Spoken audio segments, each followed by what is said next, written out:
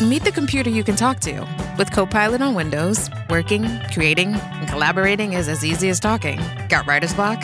Share your screen with Copilot Vision to help spark inspiration, and use Copilot Voice to have a conversation and brainstorm ideas. Or maybe you need some tech help. With Copilot Vision, Copilot sees what you see. Let Copilot talk you through step-by-step guidance so you can master new apps, games, and skills faster. Try now at windows.com/Copilot. Oh, Hilton stay, your beds are soft and cozy. No lumpy couch, no stiff futon, no shower line at crack of dawn. Oh, Hilton stay. When you want holiday comfort you can count on, it matters where you stay. Enjoy comfortable rooms and friendly service when you stay with Hilton instead. Save up to 25% this season when you book with Hilton. Hilton for the stay. Terms apply. This episode is brought to you by Indeed. Stop waiting around for the perfect candidate. Instead, use Indeed sponsored jobs to find the right people with the right skills fast. It's a simple way to make sure your listing is the first candidates see. According to Indeed data, sponsored jobs have 4 times more applicants than non-sponsored jobs. So go build your dream team today with Indeed. Get a $75 sponsored job credit at Indeed.com/podcast. Terms and conditions apply. But I think you have to look at how that is structured.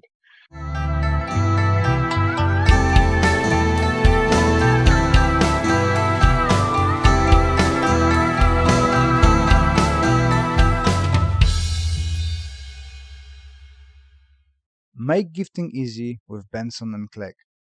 Handcrafted cufflinks, luxury accessories, and a proper British style. Trusted since the 1930s by royalty. Get 15% off with code KARATE15, exclusively for Anxious Black Belt podcast listeners. Shop now at bensonandclegg.com. Welcome to another episode of Anxious Black Belt podcast focusing on mental health, karate, and everything in between, and getting things wrong like this in introduction, meant to be other way around. But today, my good friend Don came, Sensei, joined me, and we're gonna be chatting about all things karate, and not only, I think. That introduction didn't go well as I predicted, but hey ho. At least it's authentic. Yeah, exactly. It's good to be chatting with you again, Les. Always good to speak with you, and it's nice to catch up on the podcast. You've been recently teaching in France, or was it Netherlands, or somewhere abroad, haven't you? No, there's the August, September autumn camp over in France. So I was training, not teaching on that. Yeah, that was good fun. So it's sort of 3 days. It's like 4 seminars, 4 seminars over 2 days. Nice to be social, spend some time catching up with people and do some training. Always good fun. Always good fun. But you've been in somebody's daughter, I can't remember his name. John Riggle? Johannes Rigel, yeah, he's the Swedish representative. He was on the camp as well. I haven't been able to train with Johannes for a while now, but he's a good guy, and he's been putting a lot of stuff on social media because he's been teaching seminars in Stockholm and places like that where people are getting to see what we do for the first time, which is really good. So that must have been a confusion for me seeing pictures with you, assuming that you're going. You've been there teaching. Yeah. Oh, I'm easily confused, so it's all right. That's all right. We can be confused together. And you're going to Cumbria, teaching the seminar in Cumbria. Yeah, this weekend actually. You've been there before, so you know what it's going to be like. I've never been to the area at all actually, so it's going to be very exciting. It's going to be nice to meet some new people and do some training. It's we're going to make a few days of it and take in the lakes for a couple of days afterwards. So it's going to be a nice weekend, providing the weather holds out. You know, we're looking at rain and potential snow, but other than that, I think we'll be good. Yeah, when I was there, it was raining as well. So I went for a quick walk, which turned out to be very, very short because it was raining upwards. So but Mark and his team are lovely, super lovely people, and super open-minded dojo. And he does a great. great job inviting people and sharing the different viewpoints on karate to his students, which I think we need more people like that around Yeah, definitely. who are Got to not be afraid to, open-minded. who don't afraid to bring people in and, oh, I might lose my students. It's just like you bring everybody and share the knowledge. So it's awesome stuff. Shall we chat about your health conditions, or should we? We can Because chat about it for yeah, sure. I'm interested. I picked up some injury trying to establish what it is at the moment, but the arm is painful. And I was thinking in relation to injuries and health conditions and how kind of mentally adjust yourself to the reality, because you had it and not a simple one, but something that might be actually quite serious, right?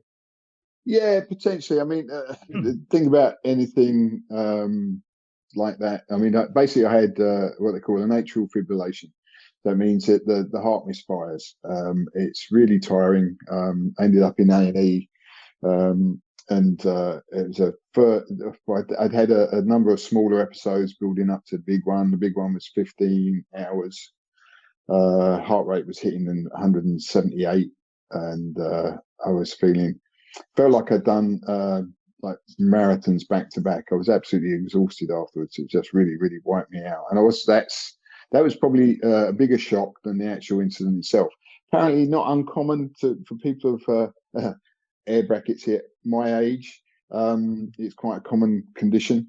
It's a misfiring, and so what they basically, you've got a couple of options. You can take tablets, you can take beta blockers, and you can take blood thinners.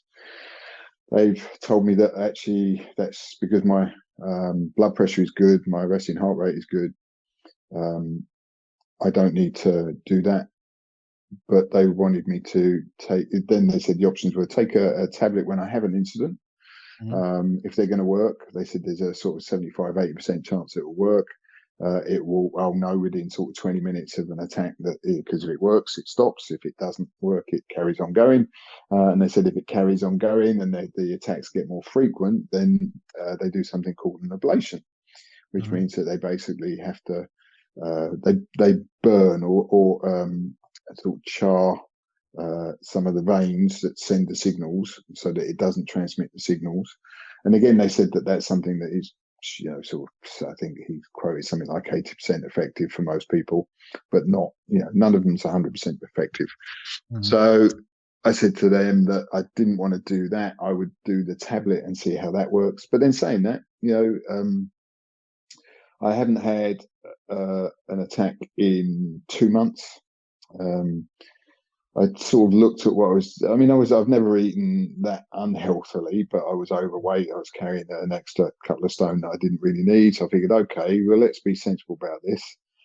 I'm going to be sensible about how I eat, and I'll lose a little bit of weight, see what effect that has. And thankfully, I don't know if it's connected with that, but I've lost sort of just under 2 stone in weight in the past sort of 8 to 10 weeks, and feeling better for that, feeling more mobile. So a lot of pluses anyway, which is really good.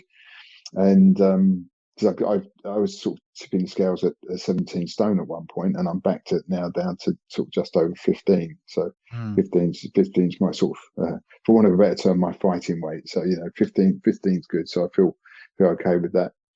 And as I said, I haven't had an attack in 2 months. So fingers crossed, it's going the right way. If I have an attack, I'll take the tablets. In the meantime, I just carry on doing what I do. I go to the gym. I do karate every day. I'll do some sort of cardio most days, mainly in the form of walking. Running my knees don't really like running. My back doesn't like running anymore. So that's sort of gone out the window, and I just do walks instead. But that seems to be doing the job. So all in all, in a good place physically. So it's all good. It's all good. That's good to hear that you have a break from those, and hopefully they're gonna not come back with all the adjustments you made it. Did you make much of an adjustment into how you train and more thoughtful about training, and maybe you've been training too hard or something like that? Yeah, that's an interesting one, really. I mean, I think that as we get older, we should look at the way we train anyway. If I was still training the way I did in my 20s, I'd be asking for trouble, I think. My bits and pieces of my body are starting to wear out, joints and so knees, shoulders, back issues. No, not back issues. I mean, I had a prolapse disc many, many years ago, and it's obviously still there. But the back's nice and strong. I say the movement's quite strong. And it's just, but you have to train more sensibly. I don't think you necessarily have to train with less intensity. I think you just have to train more mindfully. Whereas when we were younger, we can sort of recover very, very quickly from injuries. I think you're not as old as me anywhere near, but I think even you will acknowledge that injuries that you had when you were in your teens and early 20s, sort of brushed aside, didn't worry about. But now you're sort of showing the signs of those injuries. You know that you're carrying those injuries, and you have to train sensibly to allow you to continue to do what you do. Yes, that's the very annoying point of getting older, that you think, and it takes a long time to realize and fight off the 20-year-old trapped in the mind, in the body, who wants to go, yes, we can do that, and then you're paying for it a month, 2 months, 3 months. Well, when I was younger, and particularly if we're talking about things like resistance training, you train so hard that you can't actually do anything, can't even move properly for like 2 or 3 days afterwards. So you actually lose 2 or 3 days worth of training. So you modify the intensity. So you can still train hard, and your body sort of adapts to it over time. But you want to be able to do something every day. It may not necessarily be the same thing, but you want to be able to do something every day. And if you're so wiped out from doing a training session that you literally can't move properly for like 2 or 3 days, that's counterproductive. You're better off lowering the intensity a little bit and actually being able to train consecutively throughout the week, each day throughout the week, because you're going to get better results. I think that most of the sports and even karate moves away from that methodology, because in the old days, I don't remember that old days, but still in 80s, 90s, you had that mentality that do more, do that 1,000 kicks. If you cannot do 1,000 kicks, do 2,000 kicks. And that's just pushing through the mental barriers, right? Overcoming the mental barriers and physical barriers by pushing more and more. And now there's a place for that. There is a place for that, but it's not constantly. I think we have to push ourselves to get that mental stimulation. We have to sort of learn to develop that mental fortitude. But again, that's not something that necessarily we have to do every day that we train. I think it's something that has to be part of our training, but it has to be, again, maybe that's something that has come out of being older. And approaching the way I train slightly differently. You still need to sort of develop that mental strength. But again, it's something you need to think, okay, if I'm going to build that into what I'm doing, then it needs to be part of a progressive training program. Because, you don't develop skill when you are exhausted. If you want to develop skill, you need to do it while you're still relatively fresh, because all skill deteriorates the more tired we get. So you have to, I don't tend to like the term do periodization in your training, but you do want to train for specific goals. So if you've got a specific end in sight, if it's skill development, then it's not about fatigue. You need to train the techniques where the body can, and give yourself recovery. One of the things that I think we do when you're probably the same, when we first started, we were doing sort of 2-hour plus classes, And often, if there was sort of beginners classes, intermediates, or senior classes, you'd actually you'd be there for both. So you'd sort of be there from beginning through to the end.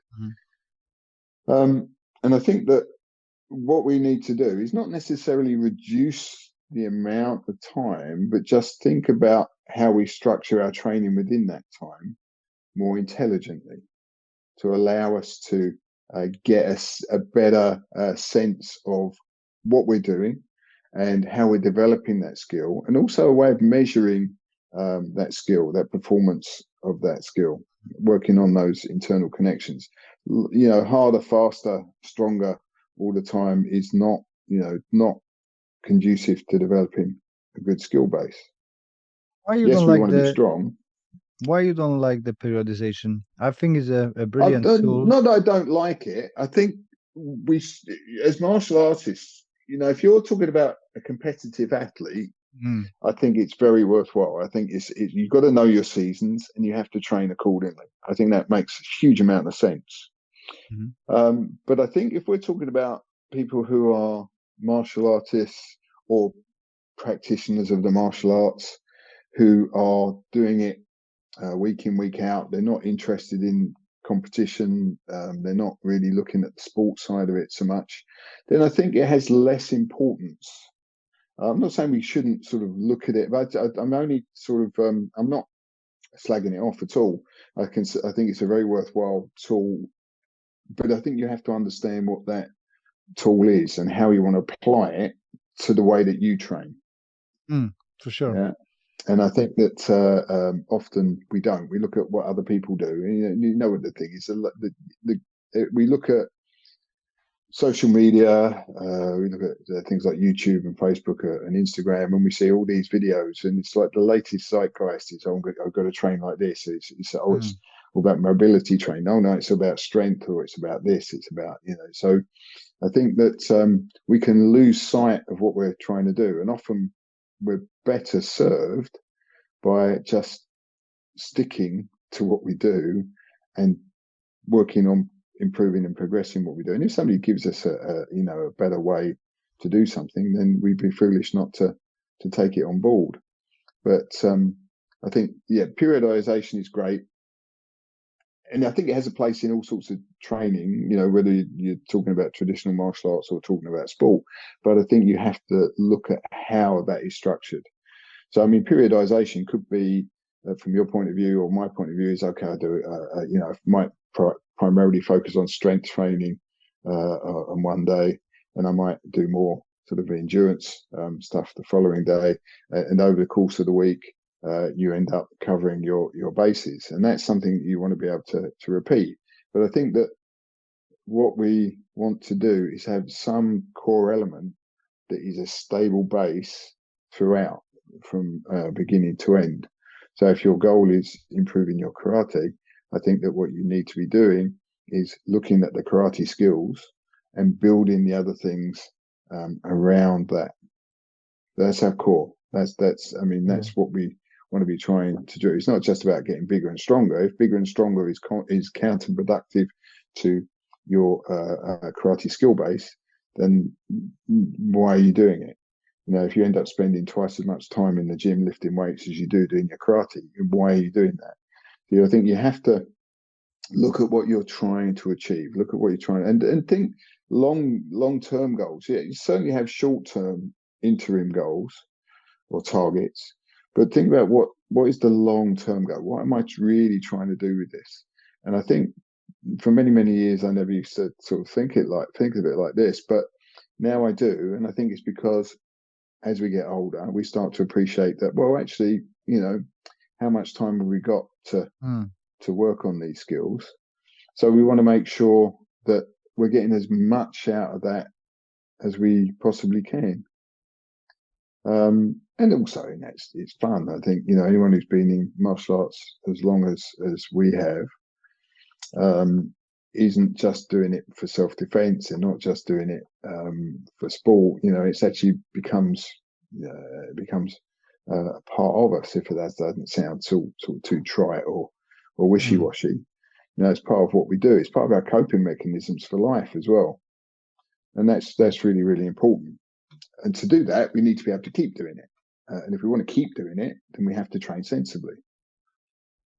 Yeah, very wise words, and I agree with everything. And yeah, when I'm looking on, I kind of stop now looking so much on social media. I just post and disappear. It's healthier option. But when you're seeing all the fads coming in with the like fitness industry, more I look at them, the more I'm going towards a more classical training. Just do what works instead of going and chasing a newest baby on the market. Oh, I'm gonna do this, I'm gonna do that. Yeah, I've got the routines that work for me. I stick to them. I'm gonna do, like you said, I'm not gonna be a CrossFit newest challenger on a market going and winning anything. That is not my interest. Be a bit too old for that, I think. And it's not something that I want to pursue. So everything's sensible. Yeah, I think at the end of the day, do what you do, and just do it to the best of your ability. Look to improve it. But what's the old saying? A dog can't chase two rabbits at the same time. So know what you want to achieve, and just and work towards it. Work towards it. Don't be distracted by sort of shiny objects. If we get good at what we do, it's because we put the time in, not because we're constantly changing direction. You want to try and sort of limit this desire to constantly be doing something else. You've also got to try and control this urge to be good at something immediately. We really need to. I can't remember who said it, but somebody posted something like, "Learn to embrace the suck." Okay, accept the fact that you're not good at something and work towards getting better at it. Okay, if we accept the fact that we get good because we fail at things. We keep on doing it. We analyze it. We come back and we do it again. We keep on doing the same thing over and over again, and we don't learn from that. And we keep on making the same mistakes. Then we're not going to get any better. So it has to be mindful practice. You have to know what you're trying to achieve with that practice. It's not just about making something look good, although there's an element of that in martial arts. It's an art after all, and I think and the fact that it looks nice is good. But that's sort of the less people disagree with me, I'm sure, but sort of less important than it is about how it feels to you. You got to know your techniques from the inside out, and that takes time. You got to be patient. You got to have feedback. You got to have good people to train with, and you've got to work constantly, be accepting criticism in the sense of constructive. Any criticism should be constructive. We know that on social media, too many people are prepared to turn around and say something's rubbish, but they won't actually say, well, actually, I would do it like this. What do you think? And open up a conversation. And I think if we had people who were a little bit more willing to discuss things and offer up alternatives, then we could see everyone's martial arts moving forwards. Not all movements suit all people, do they? I mean, you and I are very different builds. I'm a little bit taller than you, look quite a lot older than you, and probably we have a different list of injuries that would sort of impact on the way that we do things. But we can still work together, and we can still sort of look at things from a constructive point of view, and take the good stuff. And if some stuff doesn't work for us, I think sometimes people are too eager to drop techniques, saying they don't work for them. When if you look at how somebody does something, take yourself as an example. If I look at the way you do something, it may not be the way I do it, but I can see why something works. I can look at it and say, yeah, you can make it work. That's fine. And if you can make it work, then there's no reason I can't make it work, providing I find, we talked about this previously on one of our other chats. We talked about pathways and line of best fit. We might be doing the same technique, but you and I would actually have a slightly different line of best fit. depending on who we're working with. So it's actually knowing the technique well enough to allow us to explore that line of best fit. I think we've got to deepen people's understanding of their art. And I think it's too easy to say, okay, that's the way my teacher did this, so that means I have to do it exactly the same way. There are parameters that allow us to do things slightly differently because we're built differently. So we are going to be moving. We might use the same structure. So, if you and I did a knife hand, for example, people would look at it and say, oh, he's doing a knife hand. Oh, yeah, those are doing a knife hand. But we might do it differently. We might apply it differently, but it's still identifiable. Look at two people from the same dojo doing the same kata. They will do it differently. It doesn't mean they're doing it wrong. If the structural integrity is there, then it's not wrong.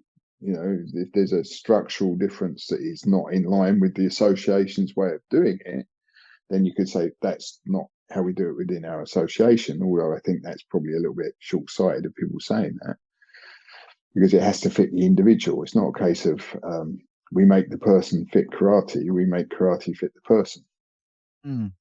Which makes me always wonder how much time been wasted conforming people to one style so they look identical.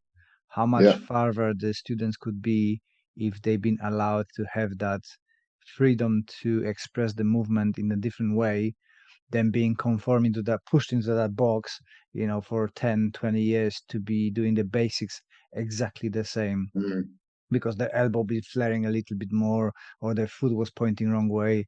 And how much time would that waste instead of allowing them? Okay, well, it's like my example always, and I've been thinking about it quite a lot, teaching Danny, because I do one-to-one with him. And because of his disability, he doesn't put feet like we do.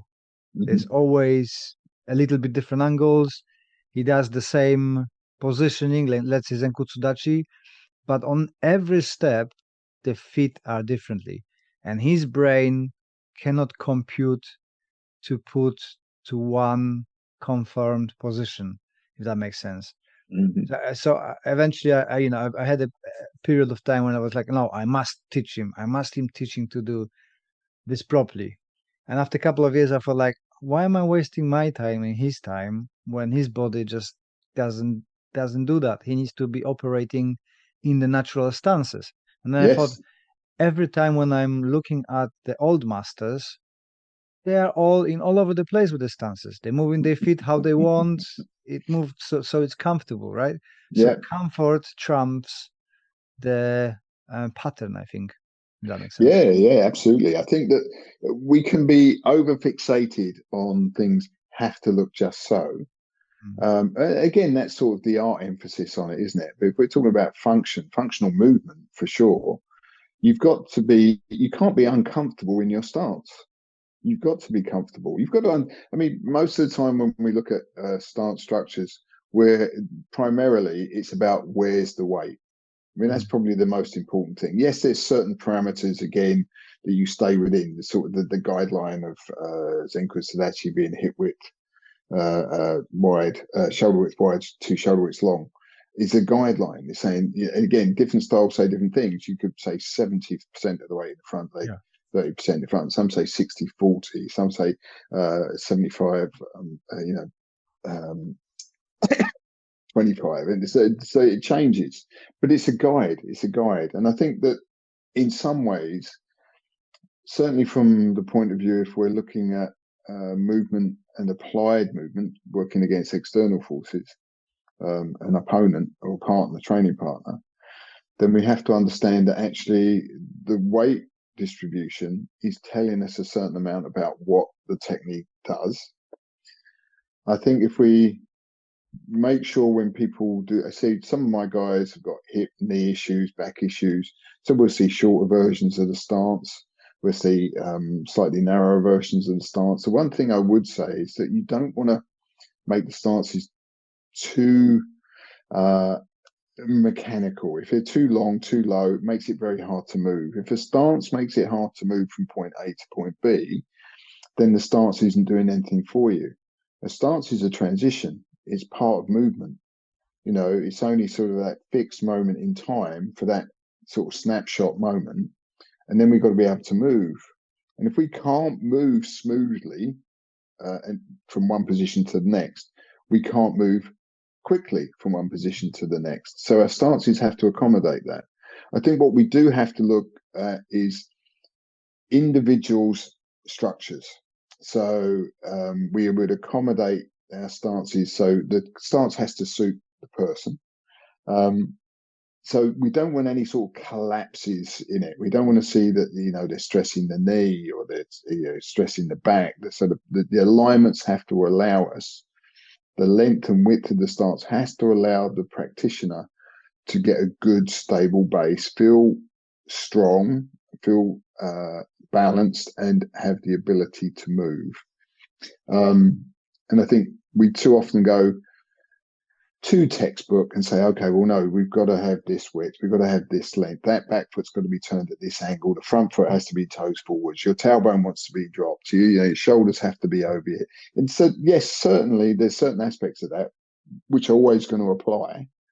But I think we have to, as teachers, we have to be able to adapt what is being taught to suit the student. And obviously, the bigger the classes, the harder that is to achieve. But which is why we don't teach huge classes, and also because we don't get the huge classes. But I think that it has to fit. It has to fit. It has to be comfortable. It has to challenge. You are going to challenge. You are going to improve mobility. You are going to improve strength. You are going to improve delivery. You're going to improve that whole sort of, for want of a better word, an overused phrase, the kinetic chain. We want to, understand the kinetic chain and the principle of movement, how to generate that movement, how to generate power through that movement. But it has to suit the individual. Plus, karate lives in between stances, right? Absolutely. Every interesting thing happens between when you're moving, not when you're standing there. Yeah, all the good bits are in between point A and point B.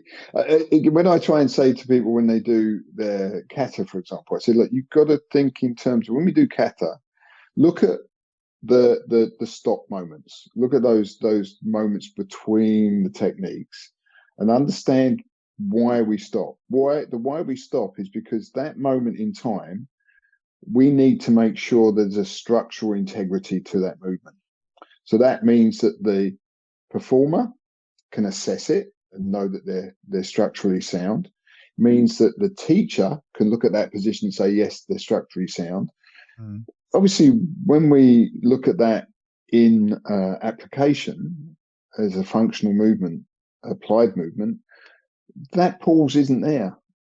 It was never meant to be there when we apply it. It's only there as a teaching aid. So it's a key moment through the sequence that allows us to pick up and identify any weaknesses in the structure. And if we can identify the weaknesses and remove those weaknesses, then we can go back to doing the movement as a whole. Yeah, definitely. It's far easier when you said about the big groups, right? It's far easier to assess people when they're doing everything in the same way, because you just look and you don't look on people who do incorrectly, but you're spotting those who do incorrectly. It's easier to pick them up from the conformity of a form, right? If you allow everybody doing their independent work, then you would have to have a 20-30 instructors more, and then every instructor is different, and then you're losing your organization because everybody does something different. It's interesting, isn't it? Because I remember when I first started, I'm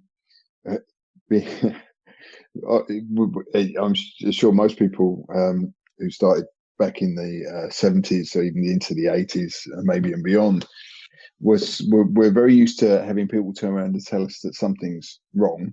Yeah, that's not right. But we weren't often told how to do it right. We were told it was wrong, and we're left to try and figure out, well, if that's wrong, what's right. So I think one thing that has definitely improved in teaching as time has evolved is that people are more constructive in the way that they teach now. People teach rather than just treat it like a military exercise where you're drilling by numbers, repeat. Now we're actually seeing people out there who are breaking movements down and working with their students and allowing them to sort of get a better feel for the movement, understand the movement. And say, when you used to be in a front stance and somebody comes up and kicks your back leg saying, stance is wrong, boom, you're like, okay, kick the back leg out. You go, okay, what do I do to put it right? But we're still here, we're still doing it. And hopefully we don't repeat the same mistakes that our teachers made with us when they were teaching us. So we should sort of, in a way, look at the way we were. And then, we some great martial artists, but the teaching side of it maybe wasn't so well developed or understood. So well understood. I think that we've got a lot better with that. With people like yourself teaching, a lot of good seminar instructors out there now, good teachers out there now who are not just good at what they do. They've got good skill levels, but they're also very good teachers. And I think that's really quite exciting. And I think one of the things that possibly has come out of the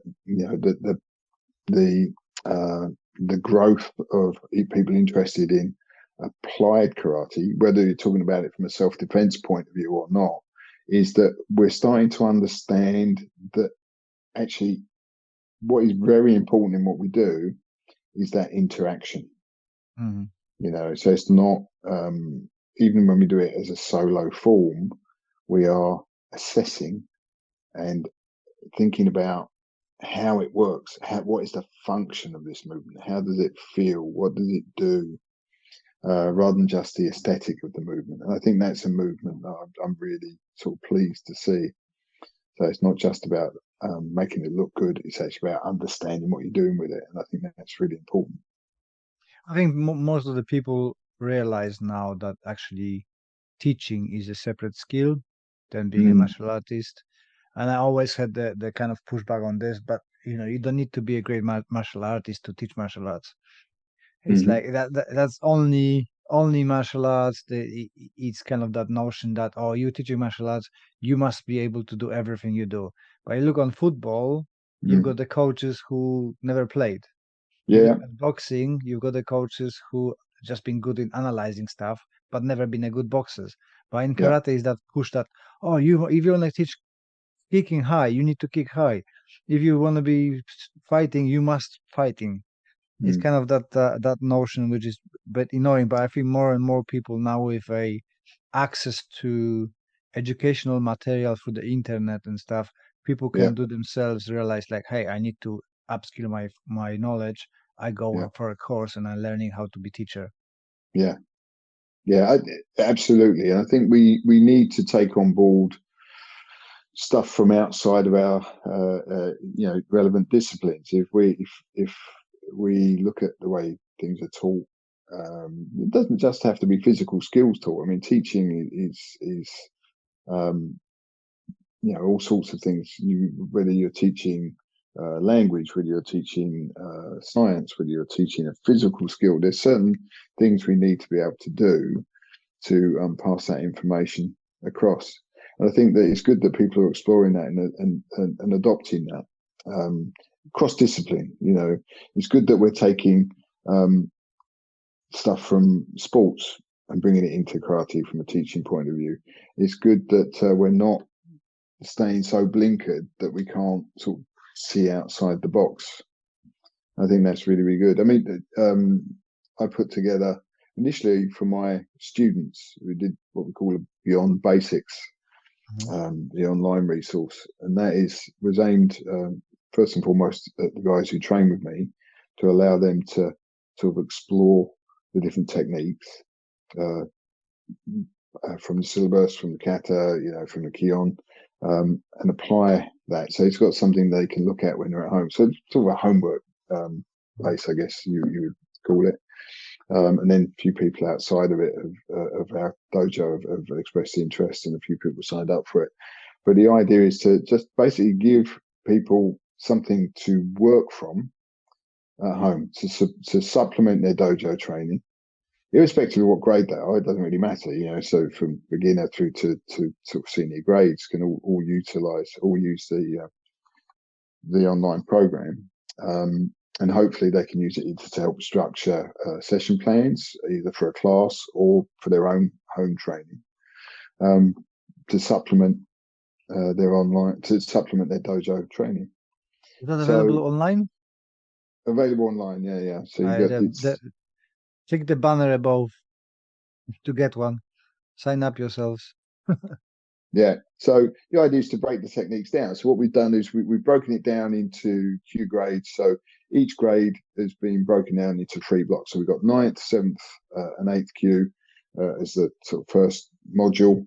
We've got 6th through to 4th as the second module, and we've got 3rd through to 1st Q as a 3rd module. We've got kata modules on there as well. So there's a lot of information, and most of the videos are sort of bite-sized. We're talking about anything between sort of 1 and 3 minutes. So even if people only get the chance to sit down and watch a couple of videos and work through those, there's a lot of information there that actually hopefully allows them to explore the techniques maybe from a slightly different perspective than they might be receiving, the level of tuition they might be receiving in their dojo. So it gives them hopefully a deeper look at what the possibilities are for those techniques. So it was good fun. It was a good process doing it, getting it filmed and finally getting it up and running, which was quite a challenge. But it was good.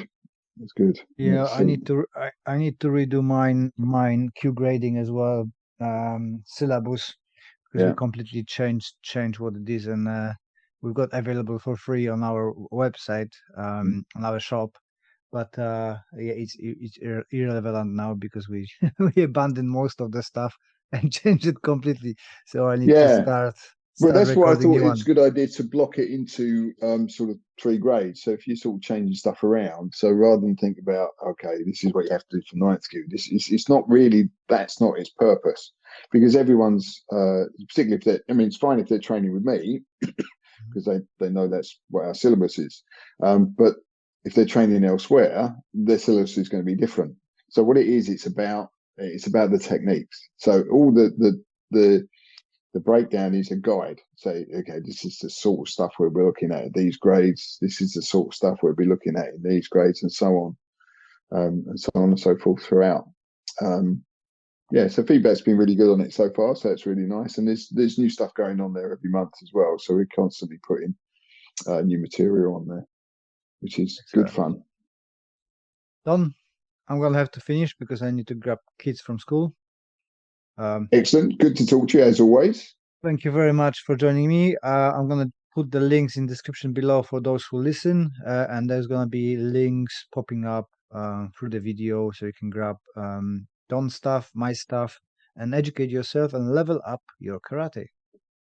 And you have to come and train with us again. Whoever's watching this, come and train with me and Les next time we're teaching together. Yeah. All right, thank you very much. Won't be long. Yeah. All right. Soon. Take care. Take Love care. to your family, and I'll speak to you soon. Bye.